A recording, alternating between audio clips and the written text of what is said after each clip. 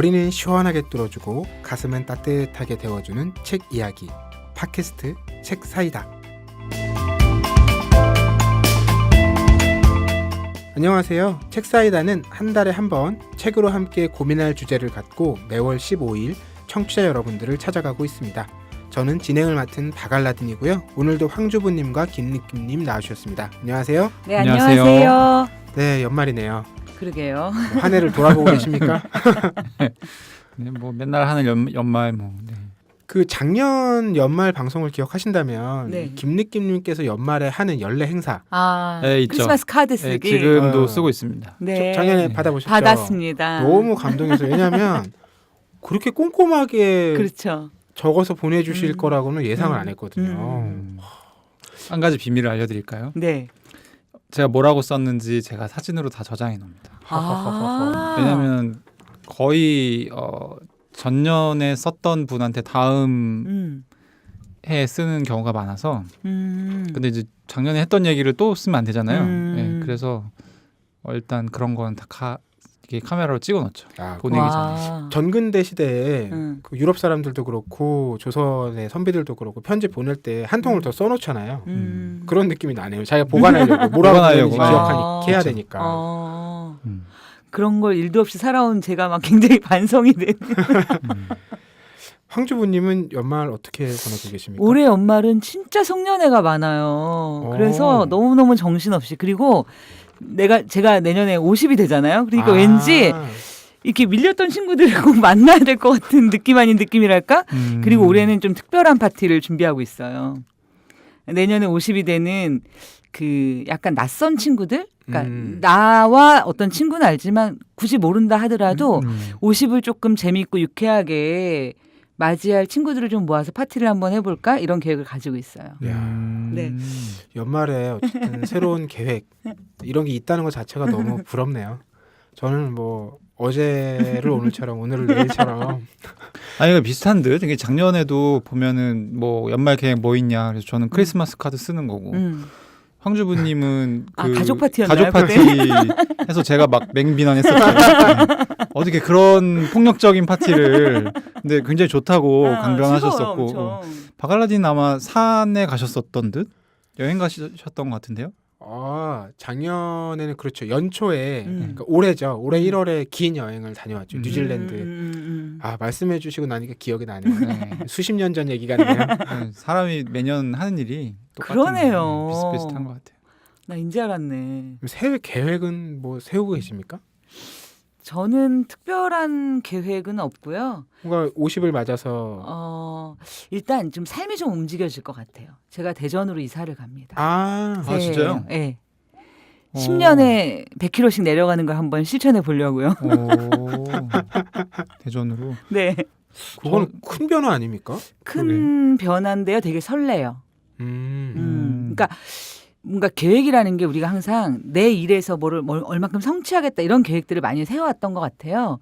근데 사실 일이라는 게 제 마음대로 안 되잖아요. 내가 계획을 세웠다고 막 일이 나한테 막 달려들거나 내가 그만큼을 꼭 이렇게 정도를 딱 찍게 되거나 이렇진 않은데 오히려 삶의 변화라는 게 저는 삶의 환경의 변화 이런 데서 되게 많이 오는 것 같고 50대의 삶은 이제 서울에서 산 지가 벌써 30년이 돼서 서울이 아닌 곳에서의 새로운 삶이 또 어떻게 펼쳐질까 되게 기대되기도 하고 되게 어쨌든 설레는 마음이에요. 충청권 지역의 참여연대의 부흥을 기대하겠습니다. 김느낌님은 새해에는 뭐 이제 아이가 몇 살이 되나요? 이제 뭐 빵살에서 1살 되는 거 아닌가요? 1살에서 2살 되는 건가? 그렇죠. 한국 나이는. 한국 나이로. 뭐 그거는 걔 사정이고 저는 걔한테 별로 관심이 없고요. 개인적으로는 원래는 이제 올해 말에 했어야 되는 일인데 와이프하고 이제 우리도 유튜브 방송을 해보자 라는 얘기가 나와서 2개 정도 아이템을 잡아가지고 이제 뭐 아주 최소한의 지금 장비를 다 갖춰놨어요. 와우. 집에 조명도 사놓고. 반사판도 있나요? 반사판도 뭐 되게 조악한 수준이지만 어쨌든 1인 방송을 할 수 있는 수준의 어떤 장비들을 좀 갖춰놨고요. 저는 몰랐는데 그 방송할 때 조명을 쏘잖아요. 네. 되게 얼굴이 밝게 나오는 게 조명을 쏴서 그렇대요. 그래서 쏘고 이렇게 이제 몇 분 찍어봤는데 너무 건조한 거야. 진짜 무슨 눈 아래다가 뭐 물을 뿌리면서 해야 될 것 같은 약간 그런 상황이에요. 그래가지고 와 이런 그게 막 그 요즘에 유튜브로 돈을 많이 버는 사람들 얘기도 나오고 하는데 돈 벌만하다. 약간 그런 생각 들더라고요. 저는 새해 계획까지는 아니고 새해에는 꼭 해야 되겠다 생각하는 일이 어쨌든 뭘 좀 써야 되겠다. 오 작가로. 아니 그게 아니라 뭐 사실 밀린 일들이죠. 밀린 일들인데 밀린 일들을 영원히 안 할 것처럼 미뤄왔는데 뭐 되든 안 되든 일단 새해에는 일단 시작을 해보고 안 되면 뭐 그냥 앞선 태도대로 영원히 안 할 것처럼 정리를 하는 것이고 뭔가 되면 뭐 꾸준히 하게 될 것이고 뭔가 어쨌든 결론을 내야 될 것 같다는 생각을 하고 있어요. 너무 오랫동안 미뤄오고 있어가지고 근데 미뤄온 게 뭘 하다가 안 되는 게 아니라 아예 지금 시작을 안 하고 있거든요. 그래서 새해에는 어쨌든 집필이라는 것을 시작을 해보자 해서 뭐 안 되면 영원히 되면 뭐 이제 다른 것도 해야겠죠. 왜냐하면 좀 밀린 일들이 많기 때문에 저도 이제 새해에 한국 나이로 39이 되거든요. 그러니까 이후에 이제 어떤 반평생을 준비하는 과정에서 방향 설정을 위해서 좀 새해에 그런 일들을 도전해보고 결정을 내려야 되겠다 이런 생각을 갖고 있습니다. 사실 저도 이제 오래 전부터 뭔가 쓰고 있는 게 있어서 사실 저가 지금 제 머릿속에 있는 거는 온통 유튜브인데 아마 그게 더 빨리 될 수도 있어요. 의외로. 네, 삶은 어떻게 될지 알 수 없으므로. 맞아요. 네.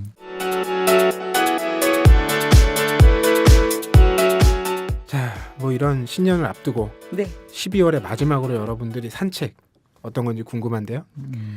저는 실패는 나의 힘이라고 하는 책을 샀어요. 연말에 적합한 책이네요. 네. 아 그런가요?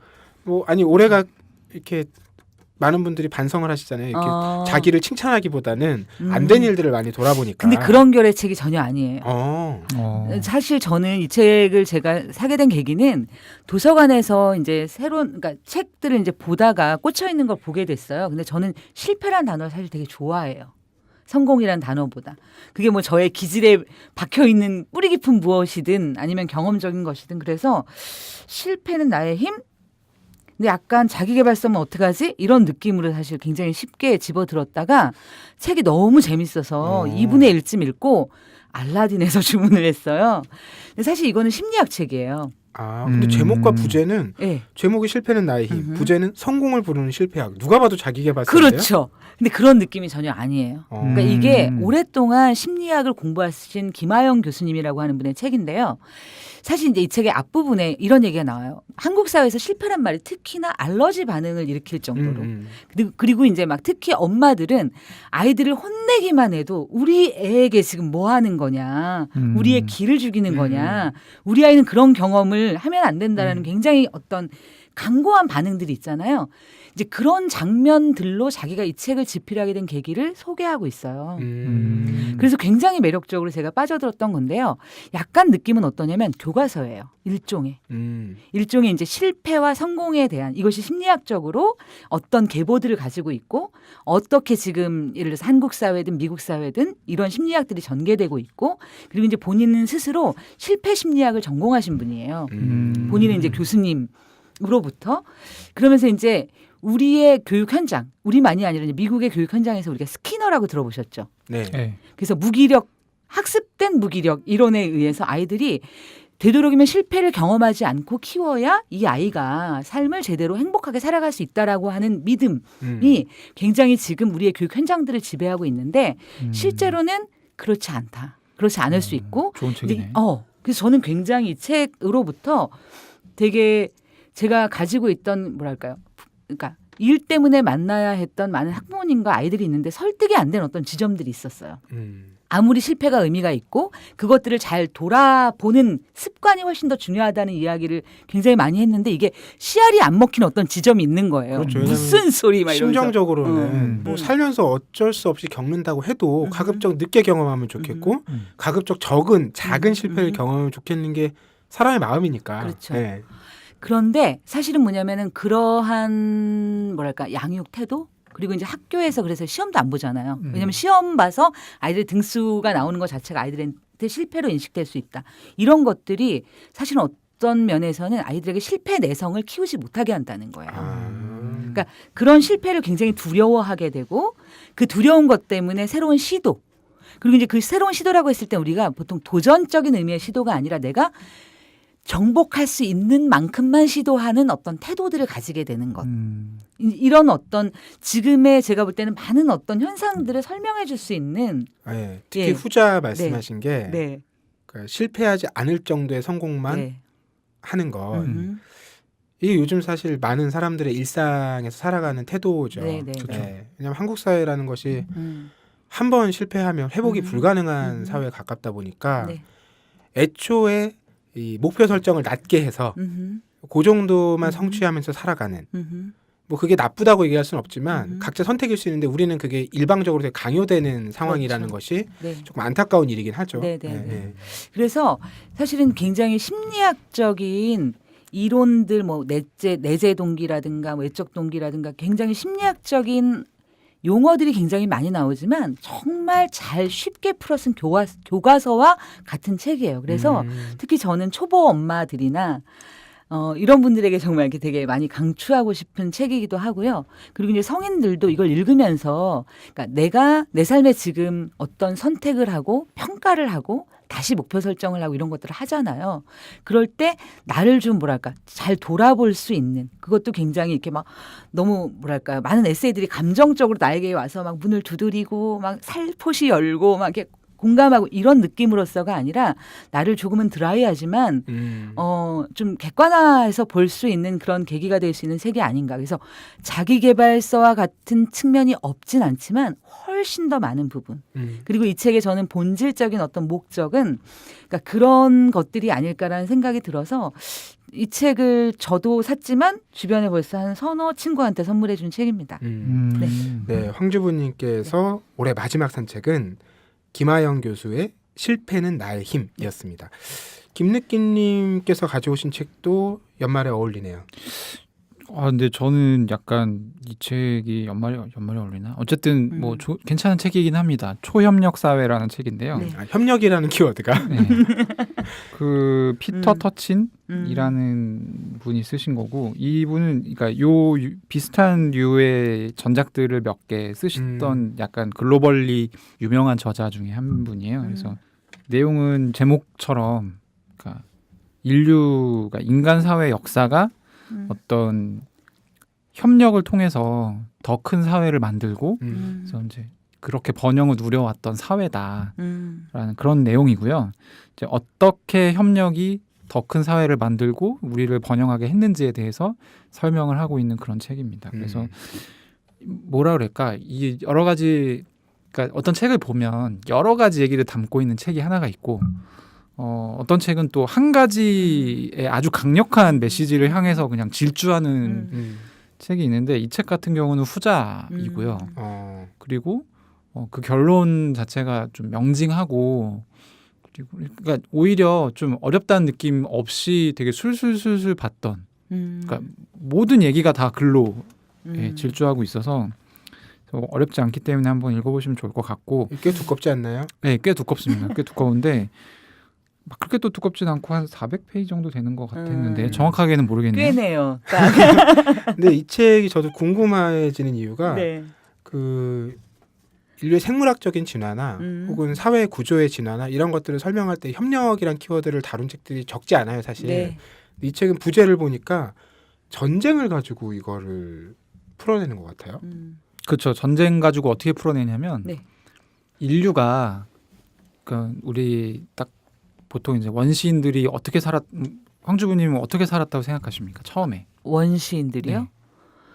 뭐 먹고 살아야 되니까 먹고 살기 위해서 뭐 수렵과 채집을 했는데 수렵이라는 것 자체가 인간이 하기에는 되게 너무 무섭고 너무 어려운 일이라 그 과정에서 어쨌든 무리 사회가 무리가 협력을 하지 않으면 수렵을 할 수가 없기 때문에 그런 협력들이 어느 정도 작은 단위의 협력들이 이루어지던 사회가 아니었을까요?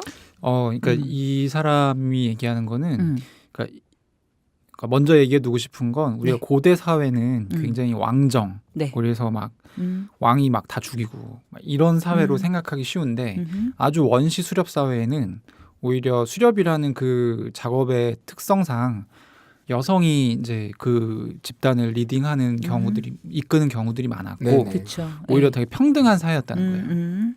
평등한 사회였고, 그러니까 처음에 이 인간이라는 게 무리 생활을 하면서 어떤 강력한 뭐 이빨이나 발톱을 가진 맹수들을 이렇게 길들이고 이제 그들과 우위에 서게 됐던 게 이제 무기의 영향인데 원거리 무기의 영향이에요. 창, 화살 처음에 이런 이제 거? 돌을 던지는 거였어요. 아. 돌. 이 원거리 음. 무기가 이 무기의 역사가 사실은 인간의 어떤 협력의 역사하고도 결이 맞고, 근데 이런 부분들이 이제 전쟁에 반영이 되기 때문에 그래서 이 사람 이제 처음부터 이제 원시 시대부터 쭉 이제 얘기를 이어가거든요. 근데 보면 우리는 평등한 사회가 굉장히 지금 이제 지향점이잖아요. 사실은 그렇기 때문에 그것이 절대 선이라고 생각하기 쉬운데, 그러니까 이것도 어떤 우리에게 주어졌던 그런 원거리 무기의 어떤 그런 영향 때문에 이제 사회가 디자인되는 경우가 많았고, 어떤 뭐 그러니까 활 중에서도 이제 굉장히 갑옷을 뚫을 수 있을 정도의 강력한 활이 등장했을 때 사회가 한번 바뀌고, 그리고 권총이 처음 개발되었을 때 사회가 또 한번 바뀌고, 약간 이런 식으로 이제 이런 부분들이 약간 특이하긴 한데, 근데 저는 오히려 전쟁을 통해서 그렇게 풀어낸 부분이 그렇게 막 인상적이진 않았어요. 그러니까 오히려 그런 것들은 그 맨체스터 법칙이라고 해서, 그러니까 수적으로 우월한 쪽이랑 수적으로 열등한 쪽이 총을 가지고 싸우면 명중률이 똑같을 경우에 가령 여기가 2배 많은 수로 시작했으면 4배 차이로 끝나거든요. 아 그렇죠. 네. 그러니까 총을 더 많이 쏠 거잖아요. 네. 그래서 이런 부분들을 이제 얘기를 하면서 이제 원거리 무기가 얼마만큼 인류의 협력과 이런 부분들에 중요했는지를 이제 설명을 하는데, 약간 저는 개인적으로 그냥 설명하는 거에 대해서 그래 약간 이런 느낌이었고, 오히려 제가 좀 재밌었던 부분은 프라이스 방정식이라는 수식이 나와요. 프라이스 방정식. 네. 프라이스 방정식이라는 수식이 나오는데, 그러니까 약간 저는 조직 관리에서 이거를 활용하면 되게 좋겠다는 생각이 들었어요. 이 방정식의 내용은 그냥 말로 풀어서 설명을 좀 드리면, 이 어떤 집단에서 협력을 하려는 성향이 있는 사람이 있고, 나는 쟤네가 협력을 한다는 건 쟤네가 날 도와주는 거잖아요. 난 그 도움을 받아서 쓰기만 해야지 라고 생각하는 사람이 있을 거잖아요. 근데 어떤 집단에서 이 비율이 일정 비율 이상으로 협력자가 낮아지게 되면 협력자가 멸종된대요. 그렇겠네요. 네, 그래서 그러니까 현대 조직에서도 이런 것들이 있잖아요. 이게 프리라이더라고 하잖아요, 우리는 보통. 근데 이제 이런 것들을 어떻게 구성해야 되는가, 조직 관리를 할 때. 약간 저는 이런 부분들이 더 좀 흥미롭게 다가왔던. 그러니까 협력이 더 좋은 결과를 낳는 건 분명한데 모든 사람이 협력을 하지는 않잖아요. 그렇죠. 네. 근데 어떻게 하면 사회를 더 협력적인 사회로 디자인할 수 있을 것인가에 대해서 이 사람이 아주 직접적으로 얘기를 하진 않아요. 근데 이제 책을 읽다 보면 거기에 대해서 좀 실마리를 찾을 수 있게 되는, 저는 그런 부분이 되게 좋았어요. 네. 김느끼님께서 가져오신 피터 터친의 초협력사회. 올해 우리가 어떤 태도로 다른 사람들과 함께 살아왔는지 좀 돌아보게 되는 느낌이 들기도 합니다. 네, 저희 산책판책 이야기 나눠봤고요. 이제 12월 올해 주제책 코너로 넘어가 보겠습니다.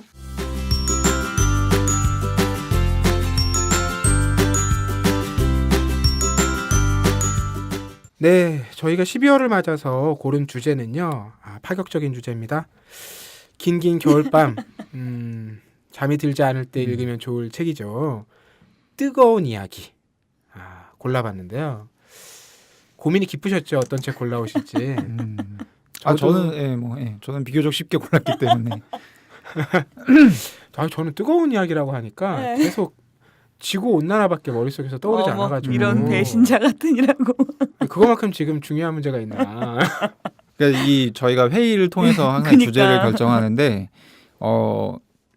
박아라디님이 정확하게 저번 회의에서 이렇게 발언하셨어요. 지구 온난화 같은 거를 찾지 말고 그렇지. 남녀 상열지사 위주로 가자.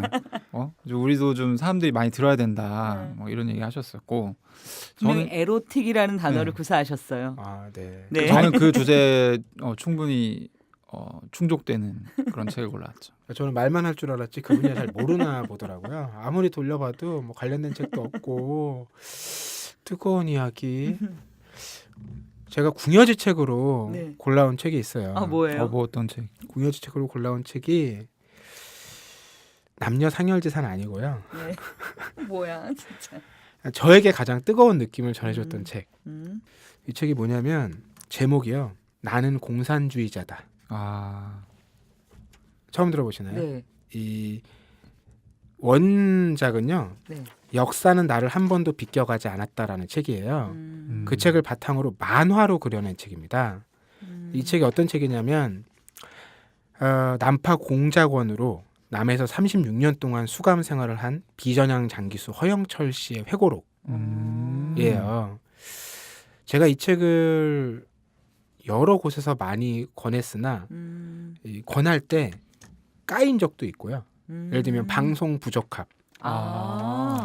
그치. 뭐 제목이 나는 공산주의다다 이러면 일단 방송에서는 좀 그렇죠. 그 제가 그때 비전향 장기수야말로 한국사에서 제일 외로운 사람들이 아닐까라는 생각을 했어요.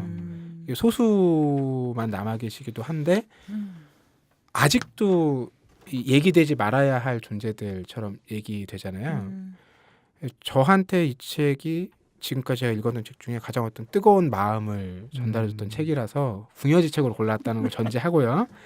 이 책을 좀 설명을 드리면 일단 비전향 장기수가 지금 상황이 어떠냐 이걸 말씀을 드릴게요. 비전향 장기수라는 존재들은 전 세계에서 한반도에만 있습니다. 그렇죠. 다른 지역이나 나라에서는 없습니다. 그리고 그 사회주의 사상을 포기해서 전향을 하면 풀어주겠다 이렇게 했을 때 전향을 하지 않고 비전향 장기수로 남았던 사람들이 100명이 채 안 돼요. 그리고 이 중에 그 2000년 6.15 정상회담 이후에 그 남쪽으로 남기를 원한 사람들을 제외한 63명은 북한으로 돌아갔습니다. 그리고 남아있는 사람들이 몇십 명 있는 거예요. 네. 근데 남아있는 사람들 중에는요. 원하지 않았지만 풀려나기 위해서 전향을 했던 사람들은 남아있어요. 회복이 안 되는 거죠. 네. 네. 아 그렇겠네. 그렇죠. 그래서 이후에도 이제 송환에 대한 얘기들이 꾸준히 이루어졌는데 이게 진행이 안 됐고요. 이 비전향 장기수들의 수감 기간이 우리가 생각하는 것보다 엄청나요. 당시에 94명의 비전향 장기수 수감 기간을 합하면요. 무려 2954년. 1인 평균 31년이거든요. 넬슨 만델라도 30년을 안 살았습니다. 이분들의 평균은 넬슨 만델라 이상의 수감 생활을 겪으신 거예요. 그 중에 이제 허영철 씨 같은 경우는 전남 부안에서 농가에서 출생을 했고요. 이 환경남도 등에서 노동자로 일하다 일본에 가서도 탄광에서 일하다가 1943년에 귀국을 해서 54년부터 남파 공작원으로 일을 했고요. 그리고 체포가 돼서 국가보안법 위반과 간첩 미수죠. 36년 동안 살다가 1991년에 출감을 합니다.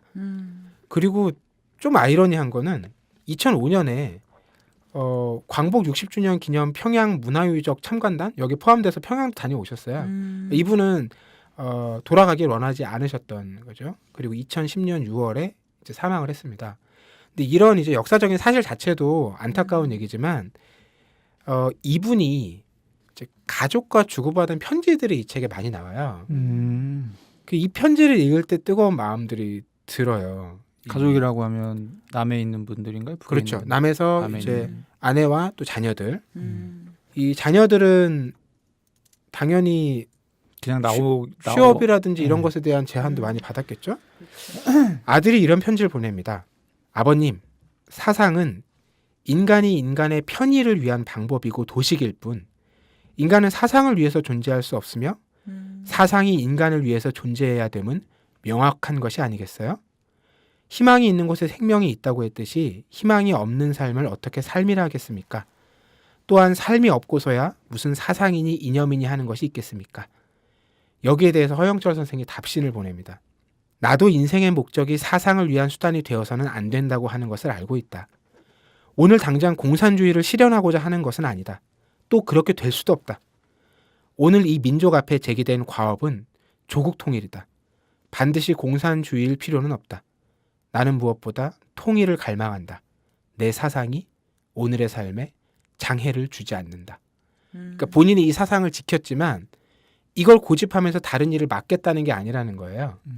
그런데 사람들은 다른 일에 대한 얘기를 하는 게 아니라 사상을 가지고 다른 일을 생각하지 못하게 한다는 거죠. 그리고 이제 아내분에게 보낸 편지가 있어요. 이게 정말 안타까운데 자녀에게 얘기하는 거랑은 달라요. 다를 수밖에 없죠. 자녀랑은 그냥 이성적인 대화를 나눕니다. 근데 아내에게는 미안함이 앞서겠죠. 그렇죠. 가지 말아야 했을 길을 가서 평온한 당신의 마음에 충격을 준 것이 마음이 아픕니다. 이 세상에 살아있는 동안 단 한 번이라도 기회가 주어진다면 그것이 당신에게 무의미할지 모르지만 위로라도 해주고 싶은 것이 나의 심정입니다. 이 부분을 읽는데 굉장히 눈시울이 뜨거워지더라고요. 그리고 나서 마지막 이야기가 하나 더 남습니다. 이분은 어쨌든 자본주의 사회를 경험하신 거잖아요. 그렇죠. 네. 이 부분에 대해서 이런 얘기를 해요. 그 사회주의 붕괴 다음에 자본주의 사회에 생긴 가장 큰 문제. 이게 되게 아이러니한 문제인데요. 대량 해고입니다. 이게 어떤 얘기냐면 사회주의 사회가 존재할 때는 자본주의 사회도 사회주의 사회의 눈치를 보는 거예요. 어쨌든 사상의 경쟁이라는 측면이 있기 때문에 이걸 본인들이 논리적으로 생각해서 대량 해고를 해야 돼도 못한다는 거예요. 그러니까 소비에트의 존재가 노동자들에게 힘이 실제로 되어줬다는 거죠. 그런 측면에서. 물론 자본주의 사회에 있는 노동자들에게요. 그렇죠. 이 얘기를 하면서 사회주의가 무너지고 나니까 이제는 경영쇄신을 이유로 대량 해고가 가능해졌다. 자본주의 사회는 무엇보다도 이윤을 가장 중요하게 생각하니까 그렇게 되는 것이다.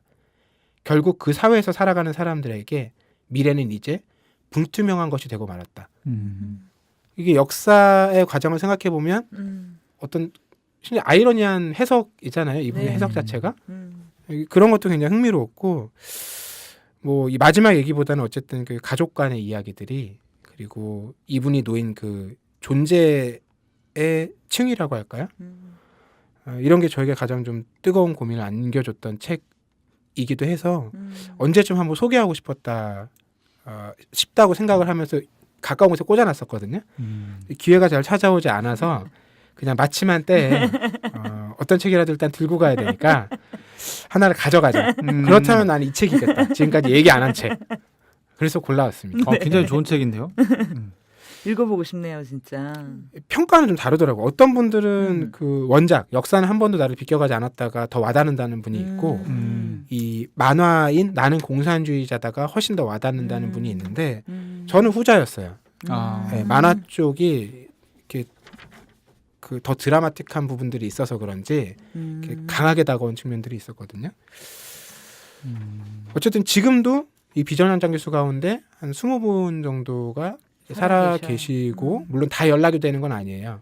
예. 그래서 그분들을 그 취재하고 사진 작업을 해서 나왔던 책이 최근에 있습니다. 제목이 바꿀 수 없는.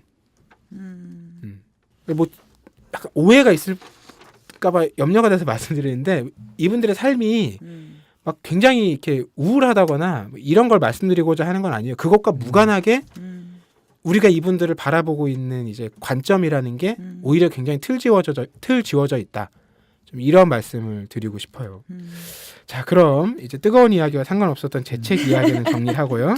저는 지금 말씀하신 책을 네. 이제 처음 이제 모르다가 오늘 처음 소개를 받았는데, 저는 한번 꼭 읽어보려고 하고, 근데 저는 이 책을 약간 다르게 써먹을 수 있을 것 같아요. 어떻게요? 그러니까 제가 요즘에 느끼는 게 한국 사회가 참 점점 뭔가 생각이 다른 을 포함한 나와 다른 사람을 인정하지 못하는 사회로 가고 있다는 생각이 너무나도 인정하지 못하는 것을 넘어서서 참지 못하지. 참지 못하는 없애야 돼. 나랑 다른 사람들을 없애야 되는 사회로 가고 있다는 생각이 들거든요. 근데 뭐 최근에 이제 뭐 페미니즘 논쟁부터 시작해서 페미니즘 논쟁에서도 어떤 페미니스트들은 또 이제 억압을 당함과 동시에 자기보다 더 이제 소수자인 사람들을 억압하기도 하고 약간 이런 아이러니한 상황들이 계속 있잖아요. 네. 맞아요. 근데 이런 상황에서 사실 이 책이 되게 좀 메시지를 주지 않나 하는 생각이 저는 들고 그 비전향 장기수들의 어떤 그런 소식들을 모아서 만들었다는 바꿀 수 없는 이라는 것도 그러니까 왜 이렇게 자꾸 바꾸려고 하는지 잘 모르겠어요. 그냥 인정하면 되는 것인데 그대로 인정하면 되는 것인데 참 좀 안타깝다는 생각이 드네요. 자, 본격적으로 겨울밤 뜨거운 이야기 나눠보겠습니다. 제가 들은 정보에 따르면 네. 오늘 방송에 과연 나갈 수 있을 것인가 정도로 이제 그쵸. 수위가 만만치 않다. 아 그렇죠. 편집진에서 지금 제작진에서 고민이 깊다. 네. 이런 안 얘기가 그래도 지금 들려오는데요? 이게 약간 녹음이 늦었거든요. 저희가 저희 이 3명의 일정 때문에 네. 녹음이 원래 이제 15일에 나가야 되는데 오늘 15일이에요. 그래서 녹음이 늦었는데 아까 잠깐 이제 얘기를 나눠본 바로는 편집진에서 굉장히 이거 나갈 수 있을지 모르겠다. 그러니까 이게 통편집 될 수도 있으니까 더 위험도가 높은 김느끼님의 책을 나중에 하고 그렇죠. 아니요, 이 책을 먼저 해야 될 것 같아요. 먼저 해야 됩니까? 네. 먼저 해야 됩니까? 네. 네. 뭐 저는 상관없습니다. 네. 너무 센 게 나오면 뒤책이 좀 약해지지 않을까요? 아니 근데 제 책은 이게 충분히 논리적 정합성이 있기 때문에 네. 이게 교훈도 있고요. 굉장히 스토리라인을 제가 잘 짜왔기 때문에 오. 괜찮습니다. 네. 그래요. 그럼 먼저 만나봅시다. 어떤 네. 책입니까? 제가 골라온 책은 이 니콜슨 베이커라는 미국 작가가 쓴 페르마타라는 책과 네. 복스라는 책입니다. 이게 잘 안 알려진 작품. 이 두 가지는 나온 지가 오래됐을 뿐 나오자마자 10대 일간지에 다 기사가 났던 오. 야해서 얼마나 오래된 거죠? 복스라는 책이 미국에서 92년도에 나왔고요. 아, 그리고 페르마타라는 책은 한국에 95년에 아마 출간이 됐을 겁니다. 제가 서울 시내 도서관을 다 뒤졌거든요. 근데 두 권은 느낌님께서 가져가셨고요. 나머지 딱 한 권씩이 정덕도서관에 한 권, 남산도서관에 한 권밖에 없어요. 여러분, 이게 클래식한 서울시에 도서관에 있네요. 서울시. 네, 서울시에 4권 있는 책이라는 그쵸? 거예요. 그래서 제가 결국 못 구했다는 마치 무슨 무궁 비급서 같아요, 진짜. 그렇습니다. 두 권의 책이 이렇게 연관되는 건가요? 연관됩니다. 제가 연결시켰어요. 원래 뭐 인물이 겹치거나 하는 건 네, 아닌데. 그렇죠. 네. 연관시켰어요. 제가 이게 뭐 딴 책 얘기를 하기 좀 어려울 것 같아서 왜냐하면 지금 책 뒤 이 복스 같은 경우는 책 뒤에 이제 옛날에는 책 소개가 이렇게 좀 장황하게 써 있었거든요. 그렇죠. 네, 지금 소개 문구가 니콜슨 베이커의 섹스 혁명 복스 뉴욕타임즈 북리뷰 4주 연속 1위를 기록하며 미국 문단의 격렬한 외설 논쟁을 몰고 온 화제의 베스트셀러 소설 드디어 한국 상륙. 그 책을 어떤 맥락으로 팔겠다고 하는 의지가 강렬하게 느껴지는 카피네요. 그렇죠. 네. 그리고 이제 그 예전에는 책이라는 게 그때는 이제 막 뭐 영상 이런 부분들이 거의 없었기 때문에 95년 막 이때는 거의 이제 아저씨들이 막 가서 좀 그때 뭐 밤의 대통령 뭐 이런 책들 시대를 풍미한 책이죠. 네, 그런 책들 보면은 이제 또 약간 그런 야한 부분들이 나오잖아요. 이런 책들을 신문에서 소개를 해줄 때예요. 이런 책이 나왔는데 화제작이다. 사서 보시라. 남자 기자들이 이제 쓰겠죠. 그래서 약간 그런 야만의 시대였는데 어쨌든 네, 두 가지 책은 그런 책이고요. 당연히 저는 이 책을 거의 신간일 때 봤습니다. 그럼 중학교 때? 그렇죠. 초등학교 때, 중학교 때. 중학교 복스는 사실 나중에 봤고요. 네. 페르마타라는 책이 저희 또래들 사이에서 굉장히 선풍적인 입소문을 탔기 때문에 엄청 야하다. 이게 다르네. 저는 그때 야한 책으로 읽었던 게 데스먼드 모리스의 털없는 원숭이. 그 책에 나오는 짝짓기 코너 장이 하나 있어요. 네. 그런 책을 읽었었는데 굉장히 다른 경로로 학교를 접하셨네요. 비서울 지역에서 다니셨나요? 네. 서울에 있는 친구들은 이 뭔가 그때 이제 막 그런 부분에 대한 성장이 빨라서 네. 그래서 오늘 방송을 들으시는 분들 중에 중고등학교 이제 자녀분들을 데리고 계신 분들은 제 얘기가 좀 도움이 많이 될 것 같아요. 그리고 뭐 책은 어차피 구해보기가 힘드니까. 그럼 뭐 페르마타부터 가나요? 네, 설명을 해드릴게요. 내용이 네. 그러니까 이 책이 왜 어떤 내용이냐면 복스는 미국 서부에 있는 사람과 미국 동부에 있는 사람이 두 남녀가 폰섹스를 하는 내용이에요. 아, 근데 폰섹스라는 거에 대해서 또 약간 좀 생경한 분들이 계실 텐데 요즘에는 그런 게 많이 없거든요. 사라진 단어죠. 그렇죠. 네. 이제 예전에는 막 전화로 음. 뭔가 막 신음소리를 내주고 야한 얘기를 막 해주고 이러면서 이걸 이제 유료로 하는 그런 서비스도 있었고. 그 뭐 몇 년 전에 배우 지성 씨와 김하중 씨가 나왔던 아, 그쵸. 예, 그때도 영화에서도 예, 김하중 씨가 그런 걸로 알바하고. 예. 그런데 이제 요즘에는 많이 없어졌죠. 그래서 이제 복스는 그런 내용이고요. 복스는 좀 이따가 추가로 설명을 드리고 페르마타에 대해서 설명을 먼저 드리면 페르마타는 사실 이게 몇 가지의 드라마에서 저는 이 설정을 본 적이 있는데 페르마타의 주인공은 시간을 정지시킬 수 있는 능력을 가진 남자예요. 이 남자가 이 능력을 가지고 뭘 하느냐? 여자 옷을 벗겨요. 그래서 옷을 벗겨서 뭔가 이 여자의 몸을 자세히 관찰하기도 하고 아니면 시간을 멈춰놓고 어떤 여자의 그러니까 이제 뭐 일광욕을 하고 있는 여자 옆에다가 되게 야한 얘기를 써서 갖다 놓기도 하고. 그러니까 보통 저 같으면 시간을 멈추면 은행을 털 텐데 이 사람은 오로지 이런 활동을 합니다. 이런 활동을 하고 어차피 이제 이 책은 거의 보실 분이 없다는 가정하에 제가 풀 스토리를 말씀드리면 이 능력을 뺏겨요. 여자친구한테. 그리고 좋은 사람이 된다는 게 이 소설의 내용이에요. 결말이. 너무 급격한 전개 아닙니까? 자, 여기서 좋은 사람이 된다고 제가 표현했잖아요. 네.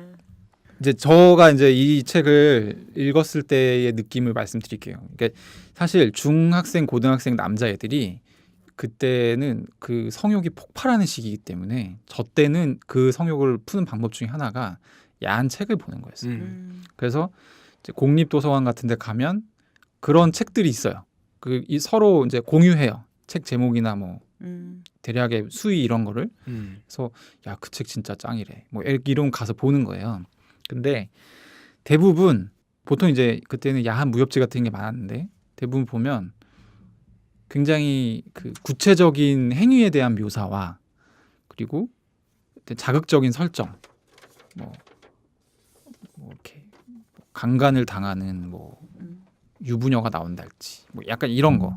그러면은 왜 애들이 그런 걸 재밌게 보지? 라는 생각을 할지 모르겠지만 사실 애들이 굉장히 열광하면서 봅니다. 근데 저도 이제 그들 중 하나였어요.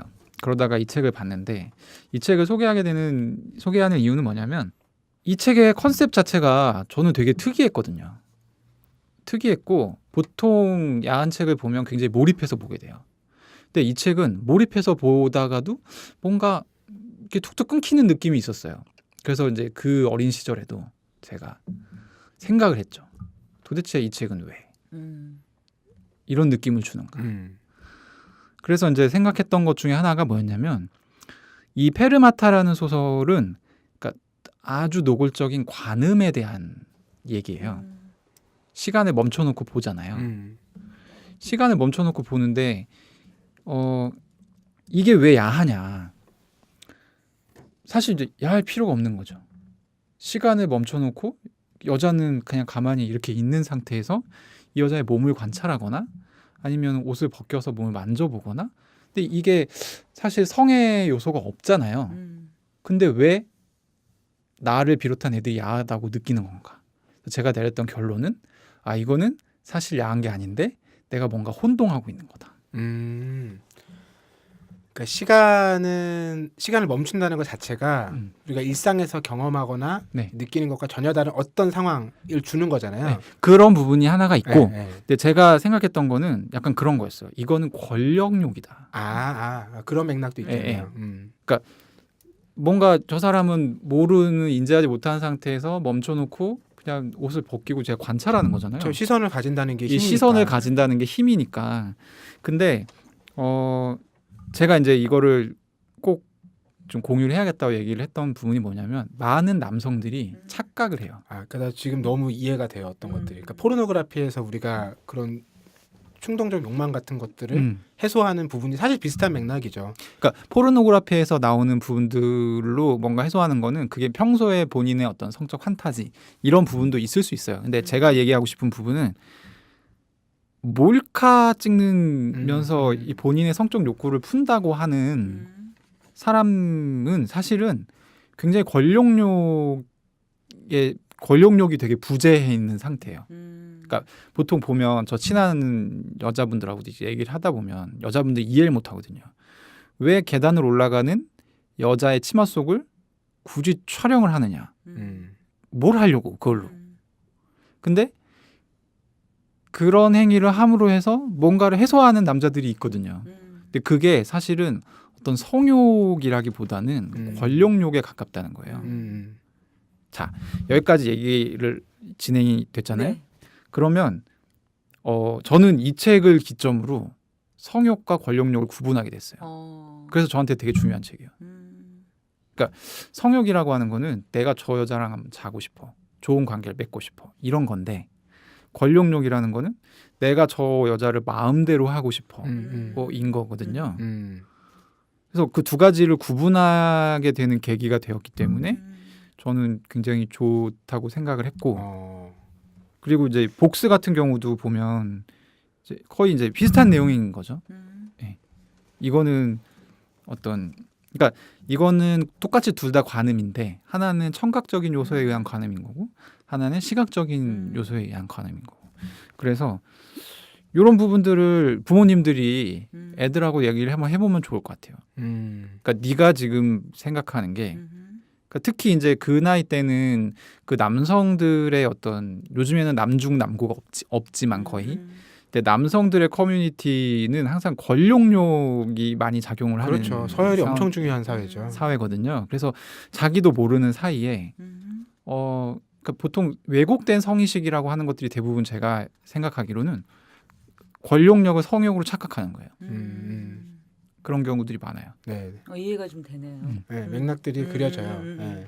그래서 저는 이 책을 가지고 왔습니다. 오, 이거 기대와는 다른 거지만 기대 이상이네요.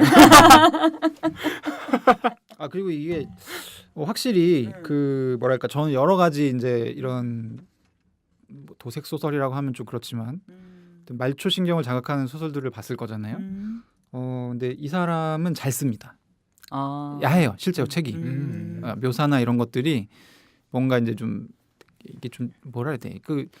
이런 표현이 좀 적당한지 모르겠는데 좀 더럽게 야한 책이 있고 그 와중에도 뭔가 이 책은 뭔가 좀 남다르다라는 느낌을 주는 느낌이 있는데 이 책 같은 경우는 후자에 가까웠던 그런 기억이 나네요. 네. 데스먼드 모리스의 책을 읽은 저보다 훨씬 큰 깨달음을 얻으셨네요. 자, 김니키님께서는 니콜슨 베이커의 페르마타와 복스 이 두 가지 책을 가지고 이제 성욕과 권력욕의 문제를 좀 구분해서 볼 줄 아는 시선을 얻으셨다. 이런 말씀을 해주셨고요. 황주부님께서 가져오신 뜨거운 이야기. 네, 저는 정말 이 책을 고르는 과정이 너무 지난했어요. 그러니까 사실은 제가 어렸을 때는 어렸을 때 남성들만 야한 소설을 읽는 건 아니에요. 그렇죠. 여성들도 저도 특히 또 그 즈음에는 엄청났죠. 때였죠. 한국에서 제가 그 시장이. 하이튼 로맨스 시장이 폭발했을 때 네. 제가 마침 학교를 다니고 있었고 중학생이었고 제가 그러니까 저를 거쳐가지 않은 신간이 없었어요. 정말 그 살아있는 그 로맨스 그 소설에 책들 중에 하나를 가져오시면 되지 뭘 고민을. 근데 그래서 이제 사실은 저희 20대까지 하이튼 로맨스 영향을 정말 많이 받았던 것 같아요. 근데 20대 어느 순간 이후로 그러니까 그런 소설들이 정말 싫어졌어요. 그리고 그러니까 그것이 나에게 침투해서 나에게 미치는 폐해들이 있잖아요. 그런 부분에 대해서 나의 연애사와 이 모든 걸 성찰하며 그런 소설을 끊어버렸죠, 제가. 그리고 이제 정말 일도 관심이 없었어요. 그러다가 에로틱이라 막 너무 고민이 되잖아요. 그래서 막 추천을 받았어요. 근데 뭐 세계 아줌마들이 열광한 에로틱 소설이 있다는 거예요. 그렇죠. 그레이의 50가지 그림자? 그렇죠. 네. 근데 제가 일단 10페이지를 전 못 넘기겠더라고요. 왜 그랬을까요? 왜 그랬냐면 불쾌했어요. 그러니까 아직 음. 이야기가 시작되지도 않았는데 보통 이야기가 시작되지도 않았고 남들이 엄청 열광해 그러면 궁금해서라도 읽어야 되잖아요. 근데 그 불쾌감이 너무 커서 못 읽겠는 거예요. 그 불쾌감의 정체는 뭐였냐면 사실 그게 이제 개인의 관계에서는 많이 쓰는 단어예요. 내 거라는 단어 있잖아요. 넌 내 아, 거야. 이런 단어들이 그 10쪽 한 20쪽 안에 얼마나 많이 나오든지. 근데 그게 너무 불편한 거예요. 불쾌하다기보다 불편했어요. 굉장히. 근데 그 불편함이 나는 이 책은 못 읽겠다. 별로 이렇게 트라이하고 싶지 않다. 네네. 이런 느낌이 들어서 그냥 딱 놓고 나니까 정말 막막한 거예요. 엄청 막막해 하다가 친구들과 얘기를 했어요. 책 좀 읽은 친구들과 여자친구들과 얘들아 내가 지금 완전 고민 중이야. 나에게 계시를 내려다오. 그런데 너무 재밌게도 내가 읽은 소설 그리고 네가 읽은 소설 중에 제일 야한 소설 에로틱하면 떠오르는 소설이 딱 겹치는 거예요. 아 진짜요? 네, 그게 미실이었어요. 오. 김별아 작가의 미실이요. 네네네. 그래서 정말 오래전에 읽은 책인데 그러고 보니까 나도 기억이다. 그래서 이제 김별아 작가의 미실을 다시 봤는데요. 일단 글을 정말 잘 썼어요. 정말 잘 쓰는 것 같아요. 제 느낌엔. 그리고 문체가 뭐랄까 일단 글이 에로틱해요. 그러니까 지금 읽어도. 네. 첫 장면이 앵두를 그것도 미실이 성숙하기 전에 어린 미실이 앵두를 따먹는 장면인데 내가 그거를 그래 내가 읽은 가장 야한 소설이었지 이렇게 생각하고 읽어서 그런지 앵두 따먹는 장면이 너무 에로틱한 거예요. 그래서 그래 이거야. 나 이제 더 이상 헤매지 않고 이걸 읽겠어. 그렇게 이 책으로 들어갔는데요. 미실이라는 소설은 생각보다 읽으신 분들이 꽤 많을 것 같아요. 판매가 꽤 됐던 예. 베스트셀러니까요. 베스트셀러죠. 예, 그리고 이게 또 드라마 미실이 있었잖아요. 근데 드라마하고는 포커싱이 좀 많이 달라요. 아주. 드라마가 많은 분들이 제목을 미실로 기억하시는데 예. 선덕여왕이죠. 네. 워낙 미실의 존재감이 강해가지고 그렇지.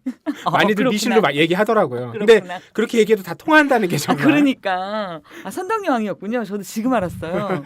근데 거기서 나오는 미실은 그러니까 권력욕의 그냥 화신으로 그래서 굉장히 탁월한 정치가이자 굉장히 욕심 많았던 정치가로 묘사가 되는데 여기에 나오는 미실은 좀 달라요.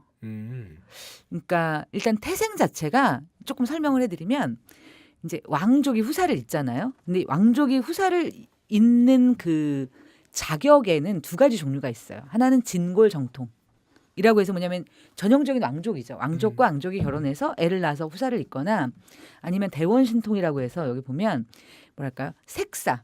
그러니까 정말 왕과의 섹스를 자기 목적으로 하는 그런 계열이 있는 거예요. 이 계열들이 합궁을 해서 이제 후사를 잇거나. 그래서 이제 이 미실은 대원신통을 이어받은 여자예요. 근데 그 신라 시대를 우리가 이제 그 예전에는 막 뭐랄까요 드라마에서 세상에 진성여왕이 삼촌이랑 무슨 했대 미친 거 아니야? 근데 나중에 이제 알고 보니까 신라는 원래 그랬대. 그렇죠. 네. 저는 그게 너무 신기했어요. 오히려 나중에 원래 그랬다는 게 그렇지. 진짜. 그리고 그 원래 그랬다는 게 상상을 초월하는 거예요. 그냥 여기와 그러니까 형제 사촌과 결혼을 했대 형제끼리 결혼을 했대 정도가 아니라 지금의 우리의 윤리와 도덕으로 생각할 때는 굉장히 놀라운. 그리고 아마 TV를 보시면 TV에 무슨 역사 천일야화 이런 데 가끔 나오는 너무 이상한 이야기들이 거의 대부분 신라 시대에 왕실에서 있었던 이야기들이 굉장히 많이 나와요.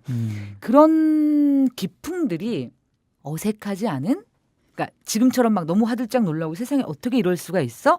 라는 시대가 아닌 시대에 그 시대에서도 굉장히 파격적으로 자신의 삶과 사랑을 사랑했던 여성이 미실이에요. 그래서 지금의 기준으로 보면 도저히 상상할 수 없는 다양한 남자들과 매우 다양한 방식의 다른 관계들을 가져요. 근데 그게 그냥 뭐랄까 그냥 남자가 무지 많았대 정도가 아니라 예를 들어서 저는 미실을 보면서 어떤 생각을 했냐면 사랑이라는 게 우리는 딱 한 가지 원 컬러로 생각을 했어요. 저는 사랑의 색은 하나일 거야. 그게 소울메이트가 됐든 뭐가 됐든 근데 사랑의 색깔이 굳이 하나가 아닐 수도 있겠구나. 여러 사람을 사랑하는 그렇죠. 그 어떤 사람은 예를 들어서 저는 이런 사랑하는 분도 많을 것 같은데 어떤 사람이 날 너무 많이 사랑해. 그 사랑이 내가 너무 기꺼운 거예요. 그게 나의 자존감을 높여주고 내가 굉장히 괜찮은 사람이라는 확신이 들고 그 자체만으로도 그 사람을 사랑하는 사랑도 있었고요. 그리고 어떤 사랑은 정말 자기 자신을 여태까지 그러니까 나의 욕망에 굉장히 충실했던 어떤 존재인데 내가 가지고 있는 모든 것을 버려도 하나도 아까울 것 같지 않은 그런 사랑도 있고요. 또 어떤 사랑은 내가 사랑하는 사람과 닮은 어떤 것 때문에 그가 아니라는 것을 알면서도 그에게 가까이 가는 사랑이 있고요. 그러니까 너무 다른 사랑의 종류의 너무 다른 사랑을 막 하는데 그 안에서도 그러니까 뭐랄까요? 그 자신을 잃지 않는다고 표현해야 될까요?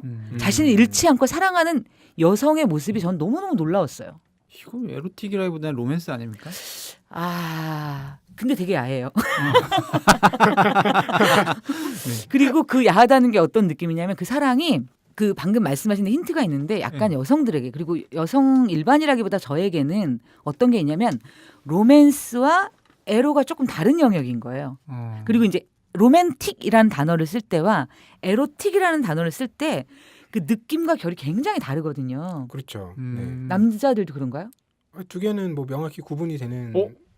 저는 아까 이 방송 전에 사실은 오늘 알라딘님이 좀 늦게 왔거든요. 그래서 로맨틱과 에로틱에 대한 얘기를 했었는데 네.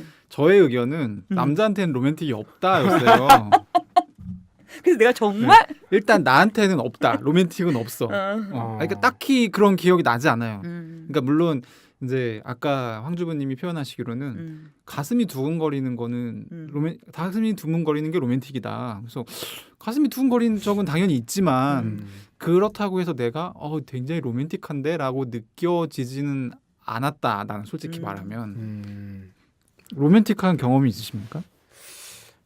요즘 자주 경험하는 것 같아요. 요즘엔 정말 어떤 그 에로틱의 영역이 거의 제로에 가까운 그런 로맨틱한 감정들을 많이 느끼는 것 같아요. 그러니까 그게 어떤 면에서 뭐라 그럴까요? 에로틱의 에너지가 많이 사라졌기 때문일 수도 있고 뭐 이유는 다양할 수 있는데 그런 지점들이 전혀 전제되거나 혹은 희망되지 않는 로맨틱의 감정들은 저는 점차 더 많아지는 것 같은데요. 그러니까 저도 어렸을 때 생각해 보면 로맨틱과 에로틱 구분할 수 있나? 사실 구분이 잘 안 되는 감정의 영역이기도 하잖아요. 그리고 실제로 현실에서도 두 가지는 되게 뒤섞이기 마련이고 사실 어디가 앞인지 모를 때도 많고. 근데 점차 이제 나이가 들면서는 에로틱한 부분에 대해서는 크게 감흥도 없고. 점차가 나이가 들면서 말하기엔 너무 젊은 나이인 아니 것 같은데. 지금 약간 이거는 우리가 일반화해서 말하기 힘든 너무 세 명이 좀 저희는 이 표준 분포의 꼬리에 있는 사람들인 것 같아요. 그래서 이거를 가지고 뭐 이렇게 얘기하기는 아마 듣는 분들이 굉장히 뭔 얘기를 하는 거야? 약간 이러지 않나 그런 생각도 드는데요. 네. 근데 저는 이제 이 책을 읽으면서 어떤 생각을 되게 많이 하게 됐냐면 우리에게 사랑이 너무 뭐랄까 도덕과 윤리의 영역이었구나 살짝 그런 생각이 되게 많이 들었어요. 그러니까 여기서 나오는 사랑은 그게 이제 남자들 간의 사랑도 있어요. 그러니까 무언랑과 왜 사다음의 사랑은 되게 유명하잖아요. 그렇죠. 둘이의 그거는 이제 우리는 사랑이라고 보기보다 예전에 우정이라고 배웠어요. 네네. 둘이 우정이야. 근데 친구가 죽었어. 사다음이 친구가 죽었으니까 너무 슬퍼해서 곡기를 끊었다가 죽었다. 그렇죠. 근데 사실 그게 참 되게 너무나 그래서 아름다운 우정의 표본으로 막 이랬지만 실제 소설에서는 그렇게 표현되지 않고요. 여기가 이제 그 화랑색이라고 하는 그 필사되었다는 그 전설의 책에 의하면 둘은 연인 관계였던 것이 확실한 것 같아요. 그리고 이제 그 안에서 그 둘의 사랑이 진행이 됐는데 그 사다음의 엄마가 이 무언랑을 탐해요. 그리고 이제 무언랑은 그거를 거부하지 못해요. 여러 가지 이유 때문에. 거부하지 못하다가 나중에 결국은 그리고 이제 그 안에서 뭐냐면 또 육체의 기쁨을 느끼는 자기에게 환멸을 느껴요. 사다음에 사랑하지만 또 여성과의 관계에서. 그래서 왜 제정신이 아닌 채로 그러니까 떨어지면 죽을 수도 있는 곳을 건너다가 빠져서 죽어요. 그리고 이제 사다음이 그때 어떤 반응을 보이냐면 내가 부질없는 욕심 때문에 진짜 귀중한 것을 잃었구나. 정인을 잃었구나. 네. 그 부질없는 욕심이라고 하는 거는 우리가 가진 어떻게 보면은 뭐랄까요? 그 부모와의 관계라든지 그다음에 이제 내가 생각하는 그 어떤 좋은 삶의 모습. 어떤 것 때문에 사실은 질투해야 되고 욕망해야 되고 화내야 하고 붙잡아야 하는 관계를 놓치고 결국은 자기 삶을 놓치는 것으로 표현이 돼요. 그리고 이제 이 장면들, 이 소설 안에는 이런 식의 사랑을 놓치고 또다시 사랑을 만나는 그런 수많은 장면들이 있어요.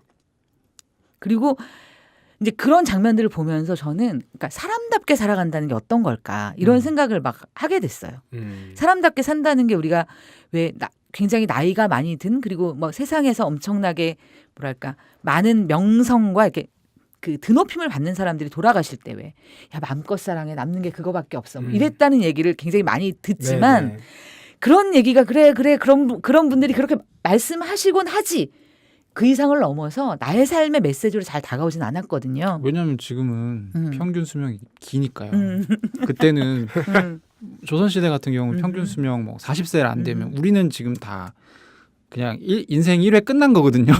그러면은 그 안에 빨리 사랑해야 되잖아요. 그러니까 막 이몽룡, 선춘향 막 이런 친구들이 막 16살에 막 그런 말도 안 되는 사랑을 하게 되는 게 아닐까 저는 생각이 들고 근데 저도 약간 그러니까 그 부분에 굉장히 공감을 갔어요. 그러니까 너무 뭐랄까 그러니까 이 책을 보면 정말 좀 난잡하다라는 느낌 네, 들 그쵸. 정도로 네. 뭔가 격이 없는 그렇죠. 그런 사랑들 상 얘기들이 막 나오는데 우리는 너무 되게 더 비슷비슷한 스토리들만 난무하지 않나. 그렇죠. 보통 뭐 그것도 되게 재미없는 뭐 음. 사랑도 아니고 음. 뭐 언제쯤 결혼을 해서 돈을 모아야 되기 때문에 몇 살에는 뭐 약간 이런 부분들이 근데 사실 그것들이 이제 평균 수명이 누구나 60세 이상이 되면서 근데 다들 그것까지 계산을 하고 살아가는 거잖아요. 네, 그렇게 되면서 이제 아마 그렇게 좀 천편일률적인 그냥 지금은 약간 시동을 거는 그런 느낌의 그런 게 되지 않았나 싶기도 한데 어쨌든 저런 걸 보게 되면 아, 좀 참 멋있다라는 생각은 저도 했어요. 저는 약간 뭐랄까 우리가 삶을 살면서 나의 삶에 굉장히 중요한 영역인데 별로 신경 쓰지 않은 영역들이 많잖아요. 그게 이제 대표적인 게 몸이고 그 몸 안에서도 이제 다양한 감각들이 있잖아요. 그렇죠. 근데 이제 그 감각들도 어떻게 보면 우리는 되게 시각에만 맞춰져 있고 나머지 감각들을 누리지 못하고 무디어지고 그래서 이제 우리가 누릴 수 있는 것 자체가 아예 처음부터 가능성이 많이 낮아진다고 할까요? 어떻게 보면 이제 평균 수명이 늘어나면서 사람들이 단순한 건강이 아니라 그냥 오래 사는 게 아니라 건강하게 오래 살아야 되고 건강하다는 게 단순히 그러니까 지금 늘어난 삶을 내가 버텨내는 것이 아니라 그 삶을 좀 이렇게 살아내는 거? 그러기 위해서는 좀 다른 시각들이 많이 필요하다는 생각이 들어요. 그리고 이제 어떻게 보면 여기에 그 신라 시대의 삶의 모습이 그냥 단순히 미실만 그렇게 살다 간 게 아니에요. 여기서는. 그러니까 원화라는 제도도 아름다움을 흠모하는 거잖아요. 예쁜 그렇죠. 처자들. 그다음에 낭도와 유화들이 있잖아요. 산으로 들로 놀러 다니면서 놀러죠. 놀러 다니면서 좋은 거 보고 그리고 춤을 추고 즐기고 그러니까 이게 자연과 어우러져서 신명나게 삶을 누리는 어떤 모습이라고 하는 게 그냥 단지 짧은 삶을 즐기는 것만이 아니라 그 자체가 어떻게 보면 그러니까 삶의 에너지를 제대로 살아내는 어떤 하나의 방식인 것 같아요. 그리고 이제 그런 방식들에 대해서 우리가 너무나 뭐랄까 이렇게 주어진 의무, 틀, 규범, 계율 안에서 이런 것들이 금기시 될 수밖에 없고 그죠? 그리고 지금의 삶에서는 미래의 상상 약속된다고 하지만 한 번도 실현된 적이 없는 그러한 즐거움의 영역으로. 그래서 지금 어떻게 보면 저는 여행이 유행하는 것도 이러한 본질적인 즐거움이 아니라 순간과 찰나 딱 이렇게 현실과 명백하게 유리되어서 내가 떠나지 않으면 누릴 수 없는 먹고 마시고 가만히 있어도 되고 자연과 함께하는 어떤 것들이 그런 식의 그냥 하나의 상품으로만 존재할 뿐이지 나의 삶의 영역으로는 들어오지 않은.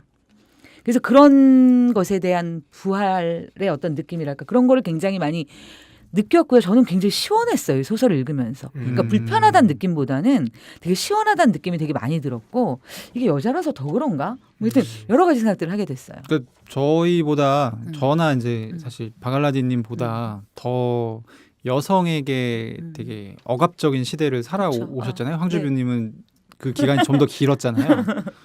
그랬으니까 뭔가 좀 약간 해방의 느낌도 있으셨을 것 같고 저는 이 책 아마 나오자마자 읽었으니까 그때 되게 어렸을 때인데 별 느낌 없었던 것 같아요. 네, 남자 입장에서는. 근데 말씀을 듣고 보니까 뭐 네. 그런 생각도 드네요. 어쨌든 그 성에 대한 개방, 뭐 자유 이런 것들이 과거보다는 당연히 훨씬 유연해졌기 때문에 우리가 뭐 섹스를 한다, 뭐 이런 것에 대해서도 요즘에 거리낌 없이 서로 얘기도 나누고 이렇게 됐지만 말씀처럼 그것 역시 어떤 프로토타입처럼 딱 좀 정형화된 그렇죠. 틀 내에서만 소통되거나 이야기되거나 소비되고 그걸 이제 벗어나는 순간부터는 굉장한 역시 억압에 그렇죠. 직면하는 상황일 거라는 생각이 들고 그런 면에서 이제 신라 같은 경우는 그것이 뭐 똑같이 억압은 있었겠으나 좀 다양한 방식으로 발산될 수 있었던 기회와 계기들이 좀 있었던 것 같다. 그렇죠. 이런 느낌으로 그리고 받아들여지네요. 저는 되게 놀라웠던 게 이런 거예요. 예를 들어서 황후가 자기 엄마의 정부랑 바람이 나요. 그럼 이제 우리가 조선시대를 생각하면 이거는 일단 내쳐지는 건 기본이고 둘이 죽어야 되는 거예요. 죽어야 해결되는 일인 건데 이제 이 둘의 사랑이 결국 인정을 받아요. 인정을 받고 이 사이에서 나온 아들이 그 유명한 원강법사예요. 역사적으로 우리가 알고 있는. 그리고 그리고 이제 이게 그러니까 뭐냐면 실제 있었던 일인 거예요. 그러니까 야사가 아니라 정사다. 야사가 아니라 이게 정사다. 정사에. 그리고 저는 그걸 용서할 수 있었던 이들의 사랑을 인정할 수 있었던 분위기에는 뭐냐면 그 에로스에 대한 통찰, 그 시대적. 그렇죠. 저는 그런 동의가 있었다고 봐요. 그렇지 않고는 아무리 그지 않아요? 사회가 사람들이 뭐 이렇게 한다 하더라도 그래도 왕국이고 이 지엄한 권력이라고 하는 건 어떤 데에서도 그들의 또 소유욕과 지배욕이라고 하는 것은 미치지 않는 것이 없을 텐데 어떻게 그들이 살아남아서 이게 가능했을까에는 그리고 사회가 저는 그런 자리가 물론 이렇게 이게 사회에 혼란을 조장할 수도 있겠지만 우리 사회가 우리의 인간의 본성과 그러니까 인간의 어떤 예쁘진 우리가 흔히 이건 아주 칭송받아야 될 높은 덕이야라고 표현할 수 없는 어떤 인간의 모습에 대해서 뭔가 그래도 인간 안에 그 모습이 있어. 그건 사실이야라고 인정해주는 자리가 있었지 않았나라는 생각을 하게 됐고요. 저는 그게 인간이 사는 사회가 아닐까 그런 생각을 하게 됐어요. 솔직히. 그럼 아까도 저 이것도 약간 비슷한 느낌인데 다른 사람을 인정하지 못하는 사회를 저희가 지금 살고 있지 않습니까? 그래서 그런 면에서는 또 이 책이 그런 의미를 또 가질 수 있겠네요.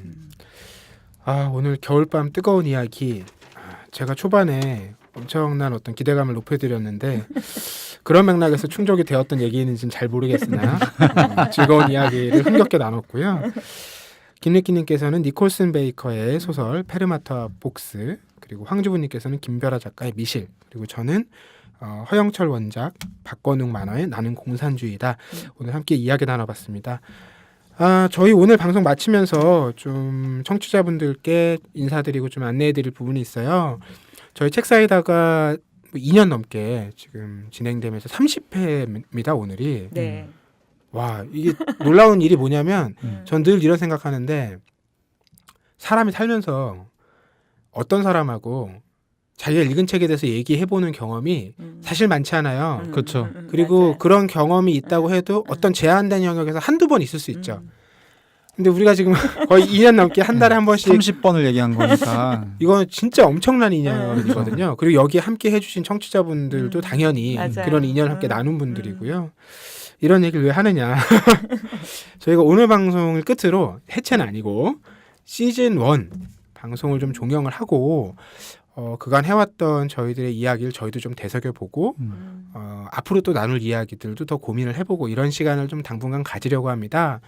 그래서 그것에 대한 안내 말씀을 드리면서 이 김느끼님과 황주부님께서도 그간 해오셨던 어떤 소회랄까요? 이런 거 한 말씀 부탁드리겠습니다. 먼저.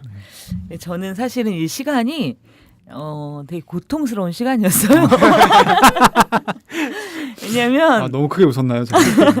아니 그러니까 한 달에 어쨌든 최소한 2권에서 많으면 한 6, 7권의 책을 읽어낸다는 게 쉬운 일은 아니었고요. 무엇보다 저는 읽는 것보다 더 고통스러웠던 거는 고르는 과정이었어요. 그러니까 고르는 것 자체가 저를 되게 돌아보고 나에게 무엇이란 이런 거를 스스로 규명하고 이렇게 의미화하는 과정이잖아요. 그래서 이런 과정이 정말 쉽지 않았고요. 일반인 저로서는 정말 쉽지 않은 과정이었지만 동시에 뭔가 이렇게 강제가 되지 않았을 때 내가 이런 일들을 과연 해낼 수 있었을까? 그러면 그거는 죽었다 깨어나도 할 수 없는 일이라서 저한테는 굉장히 귀한 시간이었어요. 그리고 그 시간 동안에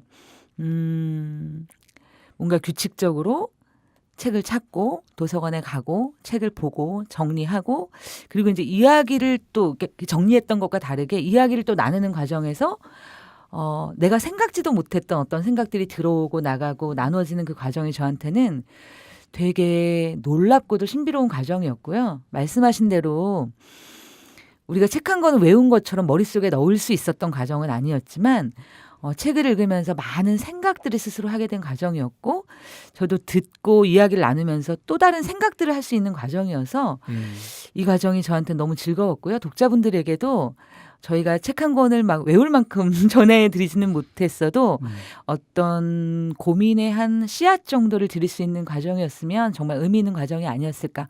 그래서 정말 귀하고 즐겁고 감사했습니다. 네. 네. 자, 그럼 김느끼님, 우리에게도 많은 책을 읽게 만들었던 추천 권력. 네. 저의 지금 드는 생각은 뭐 기분이라고 할까요?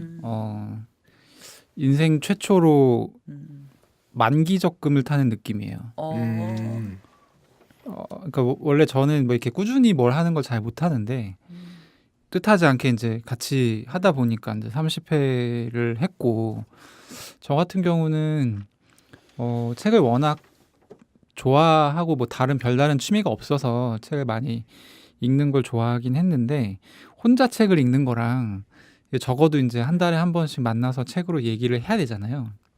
세 분이랑 그러니까 이제 바갈라디님이랑 황주부님이랑 이제 저희 셋이 이제 얘기를 하니까 어떤 같이 읽는 그 느낌이 좀 다른 게 있었어요. 그래서 여러분들이 이걸 청취자분들이 들으시면서 느끼셨을 분도 계실 거고 못 느끼셨을 분도 계실 건데 저희 셋이 굉장히 달라요. 그래서 각자 이제 자기가 좋다는 책을 갖고 오는데 사실 거기에서 알게 모르게 신경전도 있고 알력도 있고 의견 안 맞음도 있고 예, 그랬거든요. 근데 저는 그 과정들이 너무 되게 좋았어요. 일단은 뭐 저도 이제 그냥 이게 취미 중에 하나가 독서인 사람이어서 근데 이제 제가 생각하지 못했던 부분들에 대한 어떤 통찰을 얻는 것도 좋았고 그리고 이제 무엇보다 좋았던 거는 와이프가 이걸 되게 좋아해요. 네, 재밌대요. 믿을 순 없는데 그리고 저는 참고로 이거 제 방송 재밌다는 사람들을 모두 믿지 않거든요. 이거 왜 재밌다고 하는지 모르겠는데 하여튼 와이프 재밌대요. 그래서 그게 저는 제일 좋았던 것 같아요. 뭔가 와이프한테 즐거움을 안겨줄 수 있는 색다른 즐거움을 안겨줄 수 있는 그런 게 되게 좋았던 것 같습니다. 뭐 저도 한 말씀 드리면 저는 사실 사람들과 같이 책을 읽는 경험이 거의 없어요. 독서 모임 같은 걸 해본 적도 없고요. 그런 걸 즐기지도 않아요. 책 그냥 혼자 읽으면 되지. 굳이 다른 사람들하고 얘기를 나눠야 되나.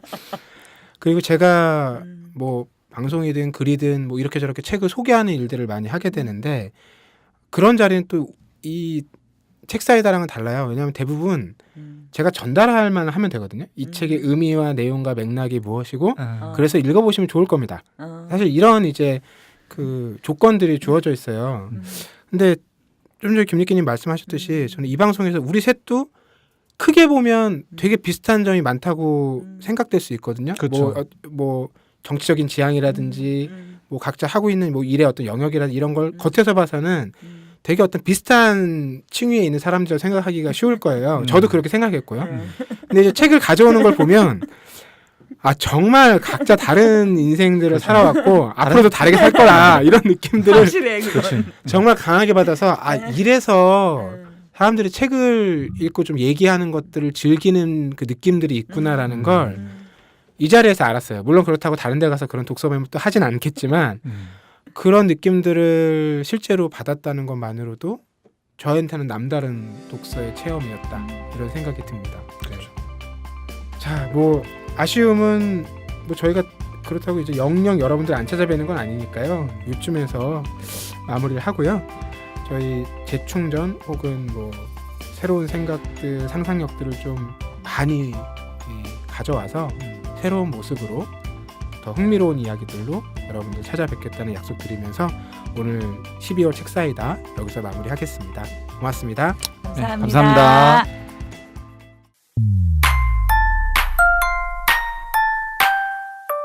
그거 알아? 옛날엔 대학 입학금이라는 게 있었대. 대학 입학금? 그게 뭔데? 등록금이랑 다른 거야? 다른 거래. 등록금 말고도 입학금이라는 이름으로 대학에 크게는 100만 원이나 더 냈었대. 그런데 왜 100만 원인지 산정 근거도 없고 사용처도 불분명했대. 그런 걸 왜 내? 어떻게 없어졌는데? 바로 청년참여연대가 있었기 때문이지. 즐거운 변화를 위한 청년참여연대의 활동을 응원해주세요. 참여연대는 정부 지원금을 받지 않습니다. 청년의 삶을 바꾸기 위해 나서는 청년참여연대의 회원이 되어주세요. 문의 02-723-4251 지금 전화주세요. 02-723-4251 지금 전화주세요. 청년참여연대 그래!